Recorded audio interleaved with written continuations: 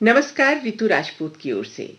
कार्यक्रम बहारें हमको ढूंढेंगी। हम बात कर रहे हैं इस कार्यक्रम के तहत जानी मानी अभिनेत्री लीला नायडू के बारे में, और इस कार्यक्रम में हमारा साथ दे रही हैं विनीता हूँ मैं आपके इस खास पेशकश में। विनीता। आपको याद होगा कि हमने उनकी कई सारी फिल्मों की बात की, आबरू की बात की, उम्मीद की बात की, अनुराधा की बात की, और ये रास्ते हैं प्यार के, इस पर भी बात की जी। और त्रिकाल का जिक्र हमने बीच बीच में कई बार किया, लेकिन आज विस्तार से उस पर बात करेंगे। तो सबसे पहले जब हम त्रिकाल की बात करें, क्यों ना शुरुआत इस बार एक गीत से करें। बिल्कुल। और वो गीत जो पिछले कार्यक्रमों में रह गया, गीत बहुत प्यारा है, टाइटल सॉन्ग है, फिल्म वही है, ये रास्ते हैं प्यार के। वाह। फिल्माया गया हालांकि शशि कला के ऊपर, लेकिन आशा जी का जो अंदाज है इस गीत में, वो आपको श्रोताओं बहुत पसंद आएगा। तो आइए सबसे पहले सुनते हैं ये गीत।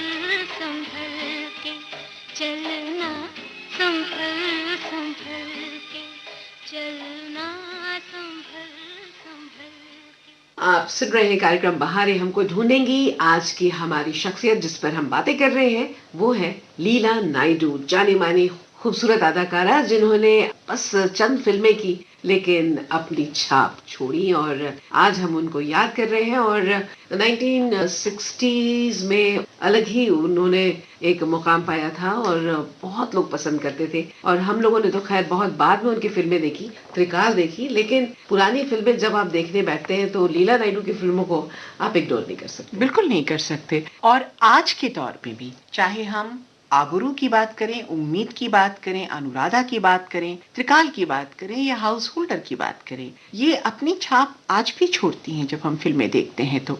मैं आपको ये बताना चाह रही थी कि लीला नायडू के व्यक्तित्व की एक बहुत खूबसूरत बात ये भी थी कि ये जिससे मिलती थी वो इनसे बार बार मिलना चाहता था।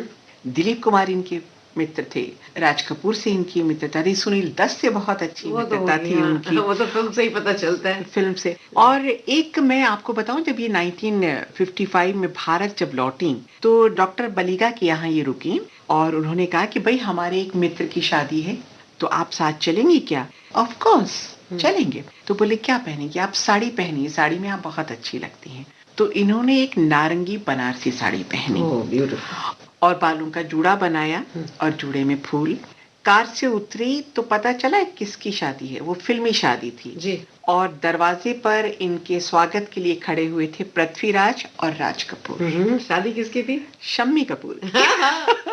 वाह, मतलब आज तो मुझे बहुत मजा आ रहा है कि हमने लीला नायडू को तो याद किया लेकिन शम्मी साहब भी याद आ गए जी। तो उनकी शादी गीता बाली से हो रही थी। और जैसे ही राज ने इन्हें देखा, वो तो सौंदर्य के बहुत जबरदस्त प्रशंसक रहे, उनकी फिल्मों से भी ये अंदाजा होता है, तो तुरंत पूछा भाई ये कौन है? तो उन्हें बताया कि भाई दिल्ली से आई हैं। उस दौर में दिल्ली में रहा करती थी।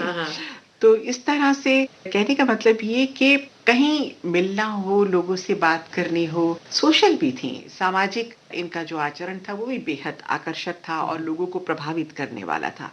और अब कुछ और आगे बढ़े विनीता, इससे पहले क्यों ना एक गीत हम और सुनवा दें जी। और वो गीत भी मुझे बहुत प्यारा लगता है। शुरुआत हमने की थी टाइटल सॉन्ग से, ये रास्ते हैं प्यार के, जो लीला नायडू की फिल्म थी, उसी फिल्म का एक और गीत है। बहुत प्यारा गीत है और वो सुनाया नहीं था पिछली कड़ियों में हमने, तो इस कड़ी में उससे अछूता नहीं रहने देंगे श्रोताओं, आपको सुनवाते हैं। रफी साहब की आवाज से गीत बहुत प्यारा है, तुम जिस पे नजर डालो।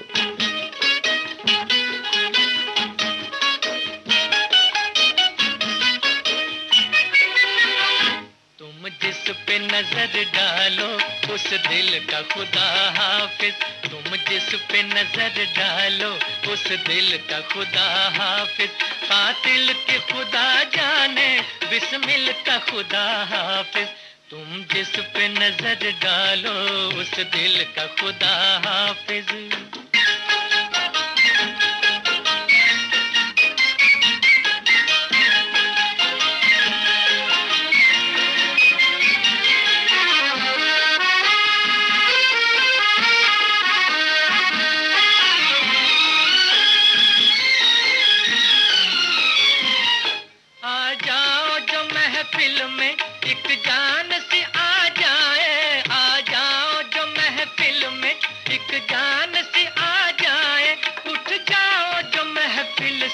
महफिल का खुदा हाफिज, उठ जाओ जो महफिल से, महफिल का खुदा हाफिज, तुम जिस पे नजर डालो उस दिल का खुदा हाफिज, तुम जिस पे नजर डालो उस दिल का खुदा हाफिज, कातिल के खुदा जाने बिस्मिल का खुदा हाफिज, तुम जिस पे नजर डालो उस दिल का खुदा हाफिज।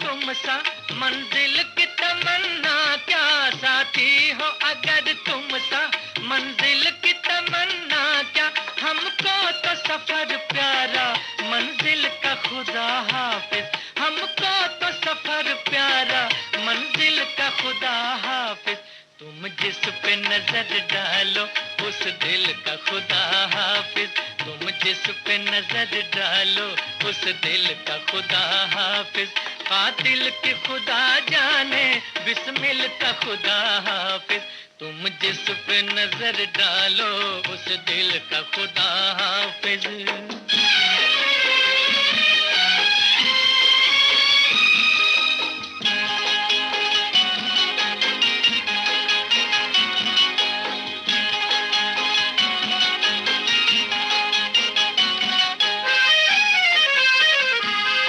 अब हम भी तुम्हारे हैं, कश्ती भी तुम्हारी है, अब हम भी तुम्हारे हैं, कश्ती भी तुम्हारी है, अब मुड़ के न देखेंगे साहिल का खुदा हाफिज, अब मुड़ के न देखेंगे साहिल का खुदा हाफिज, तुम जिस पे नजर डालो उस दिल का खुदा हाफिज, तुम जिस पे नजर डालो उस दिल का खुदा हाफिज, कातिल की खुदा जाने बिस्मिल का खुदा हाफिज, तुम जिस पे नजर डालो उस दिल का खुदा हाफिज।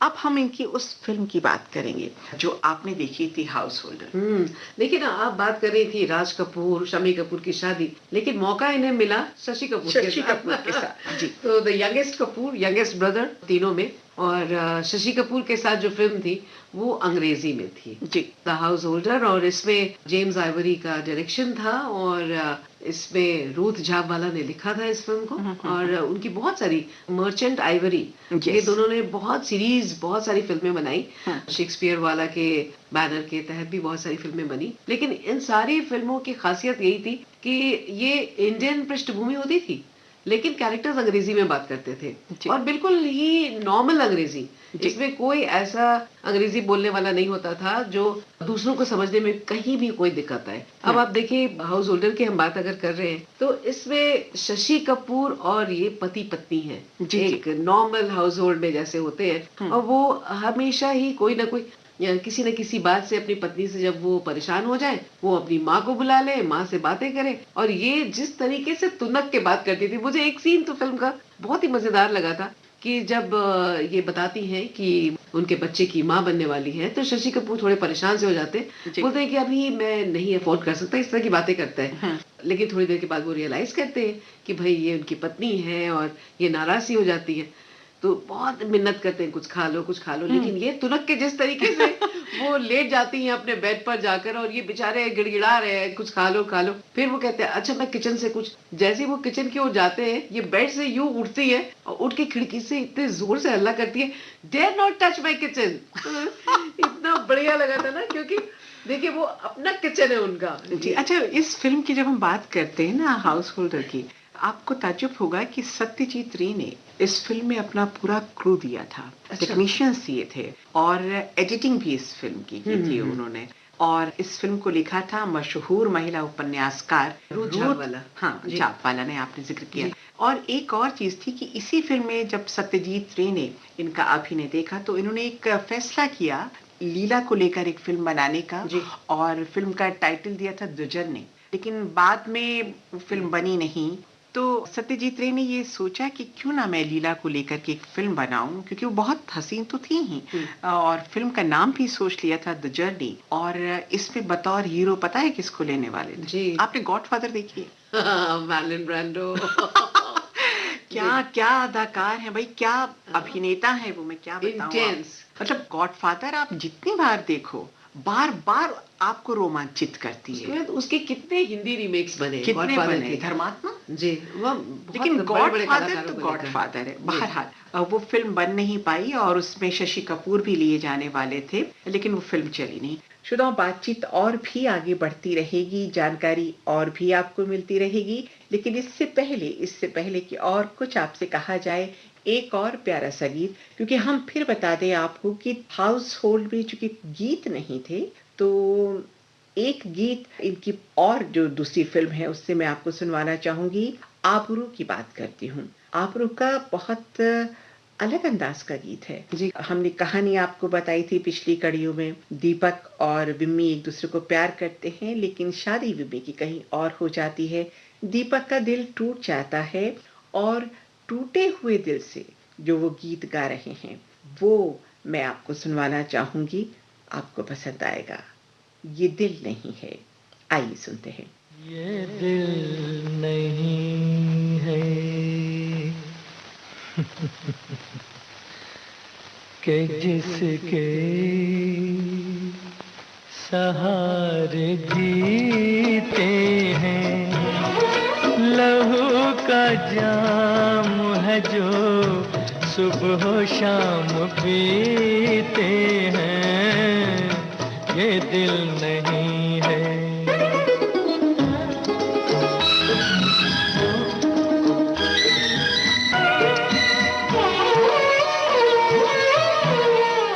छुपाया लाख मगर इश्क है नहीं छुपता, छुपाया लाख मगर इश्क है नहीं छुपता, ये अश्क आँख में आया हुआ नहीं रुकता, के आग लगती है,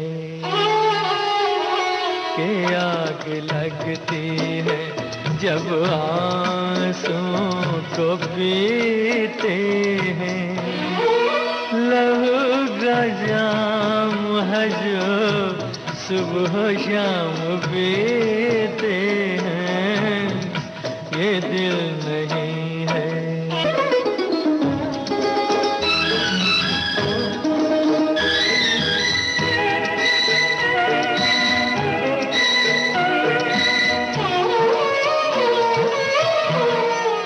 कभी करार न आएगा हमको जीने से, कभी करार न आएगा हमको जीने से, इलाज जहर का होता है जहर पीने से, के सर पे मौत का,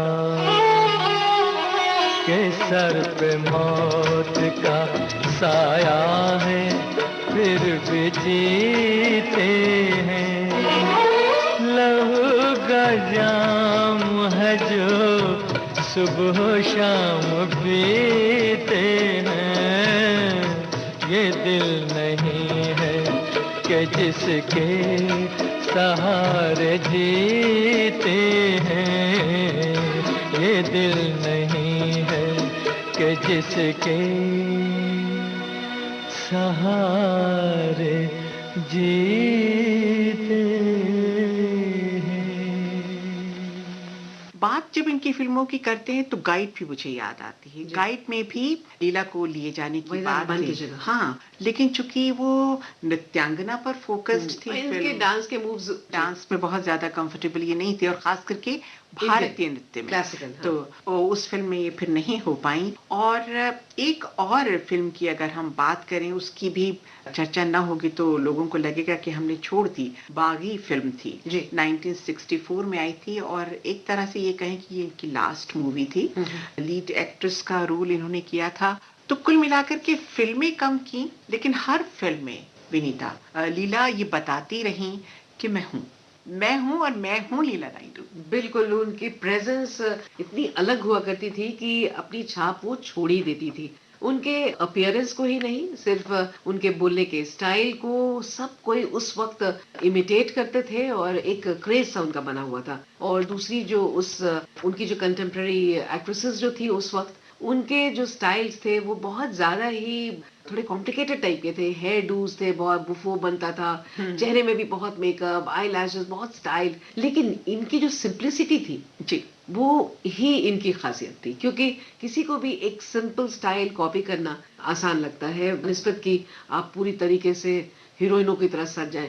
ये हीरोइन थी जरूर, लेकिन हीरोइनों की तरह रहती नहीं थी। बिल्कुल सही कहा आपने, बिल्कुल ठीक कहा आपने। विनीता, बातें हम कर रहे हैं और जानकारी भी श्रोताओं तक पहुंच ही रही है, लेकिन चूंकि कहीं-कहीं संगीत का अभाव खटकता है, तो मैं फिर से आपको ले चलती हूँ संगीत की दुनिया में और फिल्म थी उम्मीद। हालाँकि गीत सीधे-सीधे लीला नायडू पर नहीं फ़िल्माया गया है, लेकिन इसमें चूँकि हर कहानी में कहीं न कहीं हास्य का पुट भी रहता है, हास्य के कलाकार भी होते हैं। तो वो भी एक कहानी कहीं न कहीं चलती रहती है दूसरे पात्रों के माध्यम से।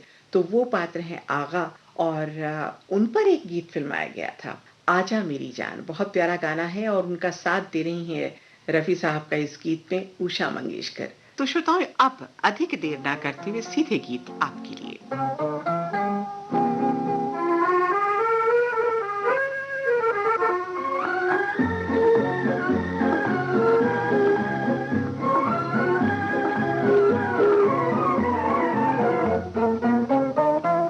आजा मेरी जान तेरे कुर्बान तेरा दीवाना, कर ले मुझसे प्यार मैं हूँ दिलदार तेरा परवाना। राजा बेईमान दिखा कर शान हमें बहकाना, जाने दिल के राज कभी अंदाज बने अनजाना।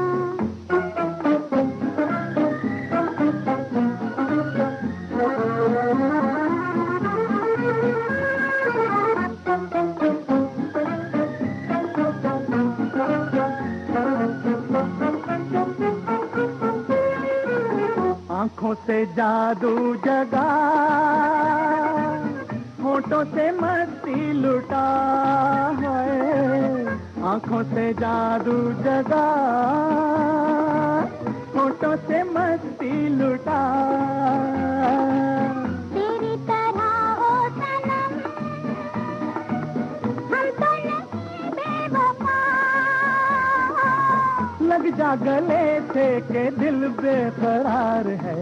राजा बेईमान दिखा कर शान हमें बहकाना, जाने दिल के राज कभी अंदाज बने अनजाना। ओ आजा मेरी जान तेरे कुर्बान तेरा दीवाना, कर ले मुझसे प्यार मैं हूँ दिलदार तेरा परवाना।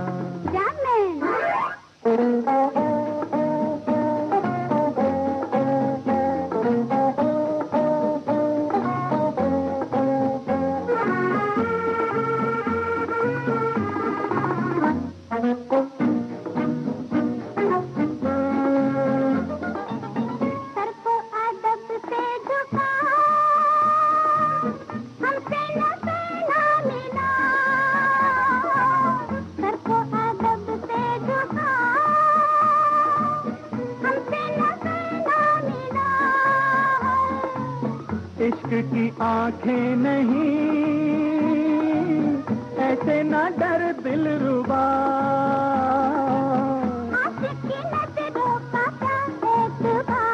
ओ आजा मेरी जान तेरे कुर्बान तेरा दीवाना, कर ले मुझसे प्यार मैं हूँ दिलदार तेरा परवाना।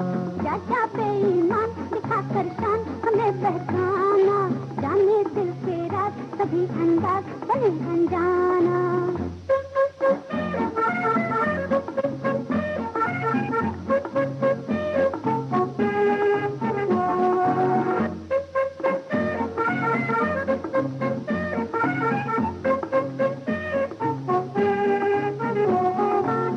तुझको हमारी कसम आज तो कर दे करम, ओए तुझको हमारी कसम आज तो कर दे करम। बात खुशामद भरी खूब समझते हैं हम, कुछ भी कहे तू मुझे तुझसे प्यार है। राजा बेईमान दिखा कर शान हमें बहकाना, जाने दिल के राज कभी अंदाज बने अनजाना। ओ आजा मेरी जान तेरे कुर्बान तेरा दीवाना, कर ले मुझसे प्यार मैं हूँ दिलदार तेरा परवाना।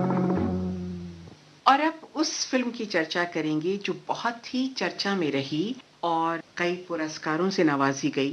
1985 में आई थी श्याम बेनेगल की फिल्म त्रिकाल। आपने देखी? देखिए, मैंने ये फिल्म देखी और एक से एक कलाकार, मतलब समानांतर सिनेमा के जितने भी कलाकार हो सकते हैं सभी थे, वो सभी इसमें है ना? चाहे आप जयंत कृपलानी की बात करें, हाँ। नीना गुप्ता की बात करें, अनीता कंवर की बात करें, नसीरुद्दीन शाह की बात करें, के रैना की बात करें, कुणाल कपूर की बात करें, सभी अली की बात करें, इतने सारे चरित्र थे और लीला नायडू सब पर हावी रही। हाँ, बिल्कुल। तो पहले आपसे कुछ जाने इस फिल्म के बारे में। देखिए, मुझे इस फिल्म में लीला नायडू ही नजर आ रही थी। मुझे ऐसा लगा जैसी वो 1960s में लगा करती थी, उससे बहुत ज्यादा अलग नहीं लगी। हल्का सा उन्होंने वेट गेन किया था और बाल बस ऐसा लग रहा था जैसे मेकअप से उन्होंने ग्रे कर लिए हैं। बस इतना ही फर्क लग रहा था। बोलने का स्टाइल उनका बिल्कुल ही नहीं बदला इस फिल्म में भी, और एक बहुत ही स्ट्रॉन्ग कैरेक्टर था इनका। और अपने पति को खोने के बाद जिस तरीके से उनसे बात करने की जो लालसा थी, जो एक उत्कंठा थी, उसमें वो बहुत ये जो आपने उत्कंठा शब्द का प्रयोग किया, मैं इससे अभिभूत हो गई हूँ जी। तो और आप क्या चाह रही है कि मैं श्रोताओं को बता दूं कि ये जो शब्द है मैंने किनसे सीखा है? तो भाई मुझे कोई परेशानी नहीं है। मैं बता दूं कि कुछ एक शब्द ऐसे हैं जब मैं बोलती हूँ तो मैं ऋतु जी को इसलिए देखती हूँ क्योंकि बस उन्हीं से लिया गया है। विनीता जी, फिर मैं यही कहूंगी श्रोताओं की ये इनका बड़प्पन है, ये जो हर बात का श्रेय मुझे दे देती हैं, ऐसा है नहीं वैसे। तो त्रिकाल की बात हम कर रहे थे और चूंकि गोवन संस्कृति पे, पुर्तगाली संस्कृति पर ये फिल्म बेस्ड थी, तो उसमें जो कॉस्ट्यूम थे विनीता, हम देखते हैं कि इसमें पूरी तरह से न्याय किया है, पूरा न्याय किया गया है सबा जैदी ने, और नेशनल अवार्ड मिला था बेस्ट कॉस्ट्यूम डिजाइन के लिए। लोकेशन भी बिल्कुल, लोकेशन, हाँ। और 1986 की इस फिल्म में बेस्ट डायरेक्शन का अवार्ड भी मिला था, नेशनल फिल्म अवार्ड। तो जब हम इस फिल्म की बात करते हैं तो सीन, जैसा कि आपको याद होगा, नसीरुद्दीन शाह वापस लौट रहे हैं गोवा और बहुत बरसों के बाद लौट रहे हैं, कार में बैठे हैं और देख रहे हैं गलियों से गुजर रहे हैं कि कैसे कैसे बदल गया पूरा, एक उस जमाने से कई सालों के अंतराल में क्या से क्या हो गया। और फिर वो कहानी जो घटती है कि एक महिला का पति मरता है और वो ये मानने से इनकार कर देती है कि मेरा पति मर चुका है। वो बिल्कुल, वो जो सीन है ना विनीता, आपको याद होगा, प्लांचेट वाला, जो आत्मा को बुलाने वाला सीन। नहीं, उससे पहले जब वो, उनकी जो बेटी है अनीता कंवर जो रोल कर रही है, वो आके बताती हैं कि अब पापा नहीं रहे हैं, मतलब उनका इंतकाल हो गया है। तो ये ग्रामोफोन सुन रही हैं अपनी चेयर पे बैठी हुई और धीरे धीरे चेयर हिल रही है, और इनकी जो मेड है, जो नीना गुप्ता रोल जिसका कर रही हैं, वो जैसे ही गीत खत्म होता है वो बार बार कहती है इसको फिर से लगा दो, फिर से लगा दो, सुनती नहीं है उसकी बातें। और नीचे सब लोग रो रहे हैं, विलाप हो रहा है क्योंकि उनकी डेड बॉडी पड़ी हुई है और उनको विदा करना है। तो बार बार इनसे रिक्वेस्ट करती है अनीता कंवर, जो कि उनकी बेटी हैं, वो कहती हैं कि माँ उठो। वो सीन मैं चाहूंगी कि 2 या 3 ही डायलॉग्स हैं वहां पे लीला के, लेकिन उसको हम अपने श्रोताओं को सुनवा दें तो शायद वो एहसास कर सकें कि हम किस चरित्र की बात कर रहे हैं। तो आइए सुनते हैं इस डायलॉग को, और इस पूरे सीन का आपको एक आभास सा हो जाएगा कि इस फिल्म में इस वक्त क्या हो रहा था। कौन कहता है वो मर गई?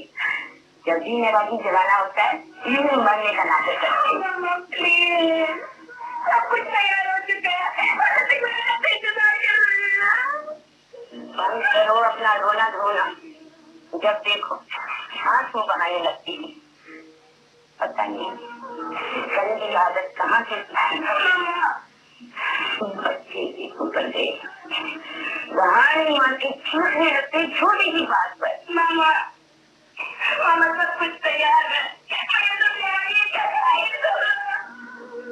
सबके सारे गाँव वाले गधे जमीन में गाने से बड़े मुकाबले, जल्दी से भूल जाए कि जन्मेश को कौन थे।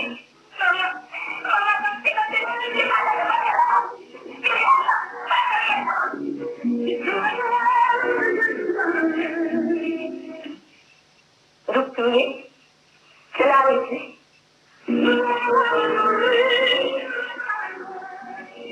जैसा कि आपने डायलॉग सुना, वो जब ये मानती नहीं कि मेरे पति मर गए हैं, तो वो क्या करती हैं कि रात में अपनी मेड को अपने पास बुलाती हैं और कुछ ऐसी क्रिया करती हैं कि आत्मा आए और उनसे वो बात करें। तो जब वो आत्मा को पुकार रही होती हैं तो कोई और आत्मा आ जाती है। तो मारिया का इन्होंने इसमें कैरेक्टर किया है, मारिया सोरेस का। तो उनके पति की जगह कुलभूषण खरबंदा एक चरित्र हैं इसमें, और उनको जो कि कह रही- महाराज हैं, जी वो चले आते हैं। हाँ, वो भी अजीब सा कैरेक्टर। बहुत मजे का हाँ। सीन है। तो वो जो बिल्कुल रोमांचित करता है वो हाँ। दृश्य आपको, जी। और वो आवाजें, तो वो सीन भी एक झलक देते हैं क्या श्रोताओं अरे को? मुझे तो बहुत मजा आया था। वो एक बिल्कुल अलग सा सीन था, और ये सब मेरा ख्याल है हम इसका पूरा क्रेडिट देना चाहेंगे श्याम बेनेगल साहब को, जिन्होंने इतनी बारीकी से इसको ट्रीटमेंट दिया इस सीन को। और उसी वक्त जैसे ही वो अवतरित होते हैं कुलभूषण खरबंदा, हमारी जो नीना गुप्ता है, जो अब तक पूरी तरह से चीख रही थी और माहौल को एकदम नॉइजी बना दिया था, वो शांत हो जाती है। हाँ, बिल्कुल भूत निकल जाता है। हाँ तो चलिए इस भूत निकलने वाले सीन को अपने श्रोताओं तक पहुंचाते हैं। तुम लौट आओ। तुम्हें मरिया बुला रही है, मेरी आवाज वहां तक पहुंच रही है। तू बोलो, मैं हूँ मरिया।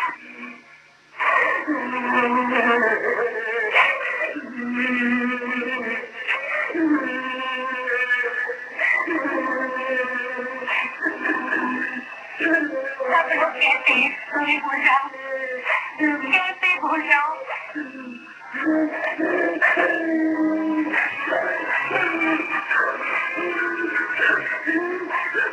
क्या कहा, कितने ढेर सारे सवाल रहेंगे, तुम क्यों बीच में थोड़े सब शोक नहीं मनाना चाहती। अल्लाह की मर्जी की बड़ी फिक्र है। तुम क्या कहते हो मैंने?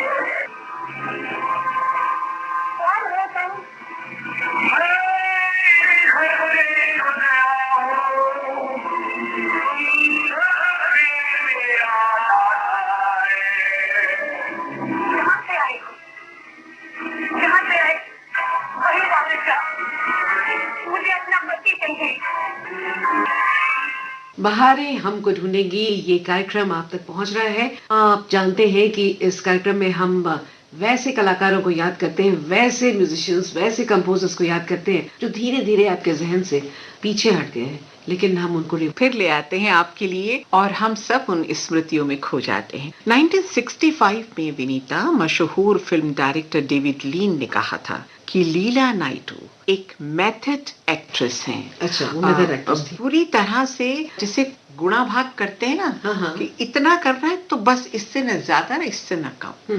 तो ये कॉम्प्लीमेंट मिलना किसी अभिनेत्री के लिए बहुत बड़ी बात है, और एक ऐसे डायरेक्टर से जो खुद अपने आप में पारंगत है। और जब हम इनके जीवन दर्शन की अगर बात करें लीला नायडू की, तो ये पूरी तरह से जिद्दू मूर्ति से, जो कि जाने माने जय कृष्णमूर्ति, उनसे बहुत ज्यादा प्रभावित रही। और शायद यही कारण था कि इनके जीवन में भी कहीं कहीं दार्शनिकता का पुट हमें मिलता है, दिखाई देता है। तो बहुत सारे आयामों को जीती हुई हमारी लीला नायडू जीवन से दो चार होती हुई आगे बढ़ रही थी, लेकिन आखिरी दिनों के जब हम इनकी बात करते हैं तो ये बहुत बीमार रहीं, लंग्स की इन्हें प्रॉब्लम रही, काफी अरसे तक बीमार रहीं। हालांकि बाद में जब इन्होंने फिल्मों से संन्यास ले लिया तो भी कुछ ना कुछ ये चीजें करती रहीं। जैसे 80 के दशक की मैं अगर बात करूं तो ये रामनाथ गोयनका की कम्युनिकेशन मैनेजर रहीं, और लगभग 80 के दशक की ये बात है संभवतः। एक और मुझे प्रसंग याद आता है,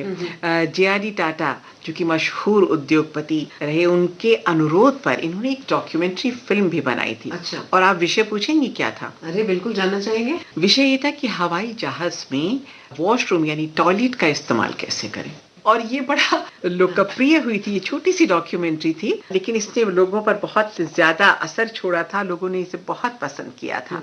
तो बहुत सारी बातें लीला नायडू के जीवन से जुड़ी हुई हमने अपने श्रोताओं तक पहुंचाने की कोशिश की। और श्रोताओं, इससे पहले कि अब आपसे विदा ले ली जाए, क्योंकि बिल्कुल धीरे धीरे समय समाप्त हो रहा है, मैं वो गीत अगर आपको नहीं सुनवाऊंगी जो बहुत बहुत बहुत ही प्यारा गीत है, पंडित रविशंकर का संगीत है, उसमें शैलेंद्र की रचना है, लता जी की आवाज है, और फिल्म का नाम है अनुराधा, सांवरे सांवरे। तो इस गीत के साथ विनीता विदा लेना चाहेंगे। नमस्कार।